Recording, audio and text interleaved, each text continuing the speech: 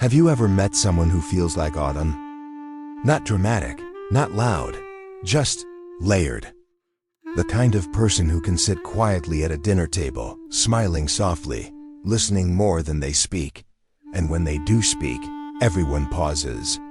Because somehow it matters. Maybe they were born in October. There's something about people born when the air starts to cool and the leaves begin letting go. They often carry that same energy, reflective, balanced, a little mysterious. They're the friend who notices when the vibe shifts. The one who sends a "just checking on you" text at exactly the right time. The one who can argue both sides of the situation and somehow mean both. But here's the interesting part. It's not magic. It's not astrology cliches about pumpkins and romance. There are real psychological patterns behind why October-born individuals often show up the way they do. Let's talk about it. First, timing matters more than we think. Research on birth month effects, including studies on the relative age effect in developmental psychology, shows that when you're born can subtly influence your early social positioning. In many countries, October-born children often fall into the middle range of their academic year cohort. Not the oldest, not the youngest. Somewhere in between. What does that mean? They're rarely the automatic leader by age, but they're also not the smallest voice in the room. So they learn something different. They learn to negotiate space, to read the room, to find balance. Balance becomes a theme. Have you noticed how many October-born people dislike extremes? They'll listen to two friends argue and instinctively try to bridge the gap. Not because they're indecisive, but because their brains are wired toward harmony. Psychologically, this connects to higher tendencies toward agreeableness and perspective-taking, traits associated with social intelligence. Studies on empathy and cognitive flexibility show that individuals who frequently mediate social situations strengthen neural pathways related to understanding multiple viewpoints. In simple terms, they practice seeing both sides over and over, and practice becomes personality. But let's get more personal. October-born individuals often have a calm exterior. The kind that makes you think nothing really rattles them. But that calmness usually isn't emptiness. It's processing. They feel deeply. Research on seasonal light exposure during pregnancy suggests that environmental factors, including daylight cycles, can subtly influence temperament development. While not deterministic, some findings suggest autumn-born individuals show slightly higher emotional attunement and reflective tendencies compared to certain other seasonal groups. Think about autumn itself: slower sunsets, softer light, a season of transition. People born during transitions often become comfortable with change. They grow up subconsciously understanding that things shift, that beauty and loss can exist in the same moment. Have you ever noticed how October-born people can hold contradictions? They can be romantic but realistic, social but private, warm but reserved. It's not inconsistency, it's integration. Another interesting thread is health psychology. Multiple epidemiological studies have found correlations between autumn birth months and certain long-term health outcomes, including, in some populations, slightly lower risks of specific mood disorders compared to spring-born cohorts. The reasons are complex: maternal nutrition cycles, sunlight exposure, viral patterns, environmental rhythms. The point isn't destiny. The point is subtle influence. We are shaped by invisible timing, and October-born individuals often carry a steady emotional rhythm, not immune to sadness, not untouched by anxiety, but frequently able to regulate themselves in social environments. That's why they can be the anchor friend, you know, the one. The person everyone calls during a crisis. The one who doesn't panic when plans fall apart. The one who says, "Okay, let's figure this out." Where does that come from?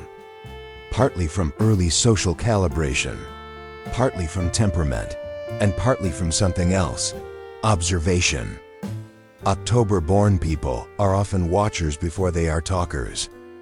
Developmental psychology tells us that children who spend more time observing social interactions tend to develop stronger pattern recognition in relationships. They notice who interrupts, who withdraws, who masks hurt with humor. They store that information.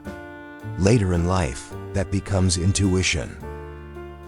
Ever had an October-born friend predict a breakup before it happened? Or sense tension in a room before anyone else acknowledged it? That's not psychic ability. That's data collection. But here's the shadow side. Being the balanced one can be exhausting. When you're the peacemaker, who mediates for you? When you're the emotionally intelligent one, who checks if you're overwhelmed? October-born individuals sometimes struggle with hidden resentment, not explosive anger, quiet fatigue. They may say yes when they mean maybe. They may smooth things over when part of them wants to disrupt. Why? Because harmony feels safer than chaos. Psychological research on conflict avoidance shows that individuals high in relational sensitivity often equate tension with threat. Even minor disagreements can feel disproportionately heavy, so they choose diplomacy. But diplomacy has a cost. Let's talk about relationships. October-born people often crave deep partnership, not surface-level connection. They want intellectual chemistry, emotional safety, shared growth. This isn't accidental. Studies on attachment patterns suggest that individuals who prioritize balance in early peer interactions often develop strong relational schemas, internal maps for what healthy connection looks like. They don't just want attention. They want alignment, and yet they may hesitate before fully opening. Why? Because when you're used to reading everyone else, vulnerability feels like stepping into the spotlight without your usual tools. They're used to being the observer, not always the observed. In friendships, they're loyal. In love, they're deliberate. In conflict, they're strategic. But here's something beautiful. October-born individuals often age well emotionally. Longitudinal personality research suggests that people high in conscientiousness and agreeableness, traits often associated with mediation and fairness, show stronger relational stability over time. They build slow, but they build lasting. Think about trees in autumn. They don't cling desperately to every leaf. They let go with quiet dignity. There's wisdom in that. October-born people often know when to release something that no longer fits. A job, a friendship, a version of themselves. Not dramatically, just intentionally. And what about ambition? Contrary to stereotypes that paint autumn-born individuals as purely romantic or artistic, many show strong achievement orientation. The difference is how they pursue it. They prefer collaboration over domination, influence over control, respect over spotlight. Have you noticed how some leaders don't need to raise their voice? That's often October energy. Firm, grounded, measured. But let's not romanticize. There are vulnerabilities too. Overthinking, replaying conversations, wondering if they offended someone, mentally rewriting texts before sending them. Sound familiar?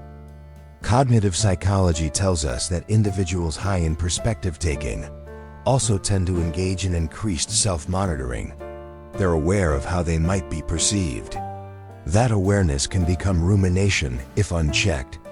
So the same skill that makes them empathetic can make them anxious.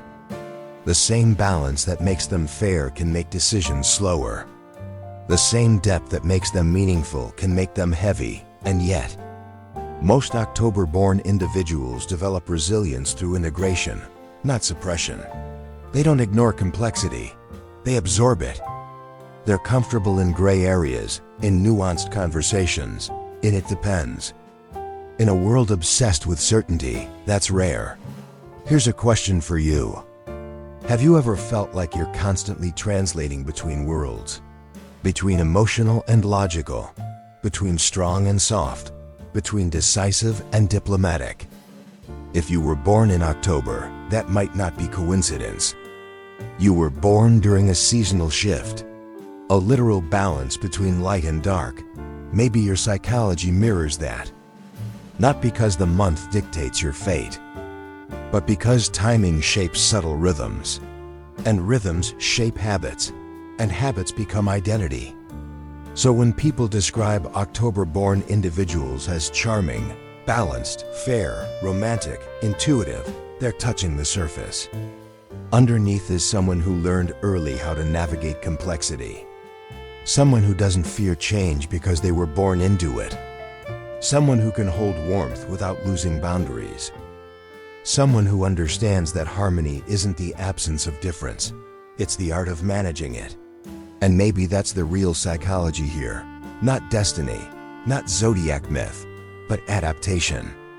Seasonal timing, social calibration, emotional intelligence built through small, repeated experiences, layer by layer.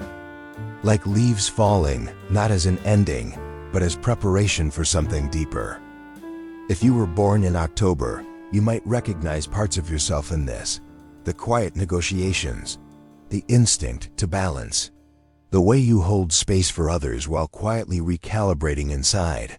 You may not always be the loudest voice, but you are often the steady one. The thoughtful pause in a chaotic room, the bridge between extremes. Autumn doesn't scream for attention. It transforms quietly. It teaches us that letting go can be graceful. That change can be beautiful. That depth doesn't have to announce itself. Maybe that's you. Not defined by a calendar month, but shaped in subtle ways by when you entered the world. And if this resonated, if you saw yourself between these lines, stay curious. There's always more beneath the surface, because psychology isn't about labels. It's about understanding the patterns that made you who you are.